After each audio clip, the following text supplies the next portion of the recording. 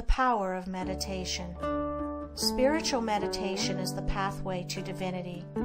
It is the mystic ladder which reaches from earth to heaven, from error to truth, from pain to peace. Every saint has climbed it, every sinner must sooner or later come to it, and every weary pilgrim that turns his back upon self and the world, and sets his face resolutely toward the Father's home, must plant his feet upon its golden rounds. Without its aid you cannot grow into the divine state, the divine likeness, the divine peace, and the fadeless glories and unpolluting joys of truth will remain hidden from you. Meditation is the intense dwelling, in thought, upon an idea or theme, with the object of thoroughly comprehending it. And whatsoever you constantly meditate upon, you will not only come to understand, but will grow more and more into its likeness, for it will become incorporated into your very being, will become, in fact, your very self. If, therefore, you constantly dwell upon that which is selfish and debasing, you will ultimately become selfish and debased. If you ceaselessly think upon that which is pure and unselfish, you will surely become pure and unselfish. Tell me what that is upon which you most frequently and intensely think, that to which, in your silent hours, your soul most naturally turns, and I will tell you to what place of pain or peace you are traveling, and whether you are growing into the likeness of the divine or the bestial. There is an unavoidable tendency to become literally the embodiment of that quality upon which one most constantly thinks. Let therefore the object of your meditation be above and not below, so that every time you revert to it in thought, you will be lifted up. Let it be pure and unmixed with any selfish element, so shall your heart become purified and drawn nearer to truth, and not defiled and dragged more hopelessly into error. Meditation, in the spiritual sense in which I am now using it, is the secret of all growth in spiritual life and knowledge. Every prophet, sage, and savior became such by the power of meditation. Buddha meditated upon the truth until he could say, "I am the truth." Jesus brooded upon the divine immanence until at last he could declare, "I and my Father are one." Meditation centered upon divine realities is the very essence and soul of prayer.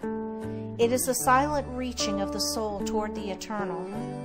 Mere petitionary prayer without meditation is a body without a soul, and is powerless to lift the mind and heart above sin and affliction. If you are daily praying for wisdom, for peace, for loftier purity and a fuller realization of truth, and that for which you pray is still far from you, it means that you are praying for one thing, while living out in thought and act another.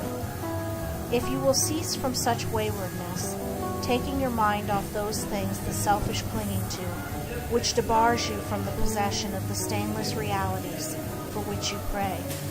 If you will no longer ask God to grant you that which you do not deserve, or to bestow upon you that love and compassion which you refuse to bestow upon others, but will commence to think and act in the spirit of truth, you will day by day be growing into those realities, so that ultimately you will become one with them.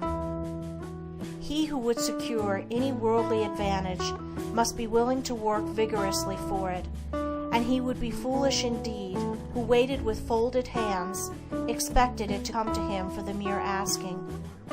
Do not then vainly imagine that you can obtain the heavenly possessions without making an effort. Only when you commence to work earnestly in the kingdom of truth will you be allowed to partake of the bread of life, and when you have, by patient and uncomplaining effort, earned the spiritual wages for which you ask, they will not be withheld from you. If you really seek truth, and not merely your own gratification, if you love it above all worldly pleasures and gains, more even than happiness itself, you will be willing to make the effort necessary for its achievement. If you would be freed from sin and sorrow, if you would taste of that spotless purity for which you sigh and pray, if you would realize wisdom and knowledge, and would enter into the possession of profound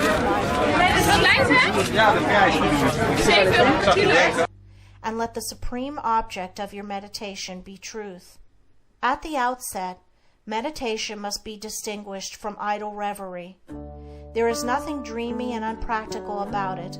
It is a process of searching and uncompromising thought, which allows nothing to remain but the simple and naked truth. Thus meditating, you will no longer strive to build yourself up in your prejudices, but forgetting self, you will remember only that you are seeking the truth. And so you will remove, one by one, the errors which you have built up around yourself in the past, and will patiently wait for the revelation of truth, which will come when your errors have been sufficiently removed. In the silent humility of your heart, you will realize that there is an inmost center in us all, where truth abides in fullness and around. Wall upon wall, the gross flesh hems it in, this perfect, clear perception, which is truth, a baffling and perverting carnal mesh, rather consists in opening out a way whence the imprisoned splendor may escape, thus in effecting entry for a light, supposed to be without. Select some portion of the day in which to meditate, and keep that period sacred to your purpose. The best time is the very early morning, when the spirit of repose is upon everything. All natural conditions will then be in your favor. The passions, after the long bodily fast of the night, will be subdued. The excitements and worries of the previous day will have died away, and the mind, strong and yet restful, will be receptive to spiritual instruction. Indeed, one of the first efforts you will be called upon to make will be to shake off lethargy and indulgence, and if you refuse, you will be unable to advance, for the demands of the Spirit are imperative. To be spiritually awakened is also to be mentally and physically awakened. The sluggard and the self-indulgent can have no knowledge of truth. He who, possessed of health and strength, wastes the calm, precious hours of the silent morning in drowsy indulgence is totally unfit to climb the heavenly heights. He whose awakening consciousness has become alive to its lofty possibilities, who is beginning to shake off the darkness of ignorance in which the world is enveloped,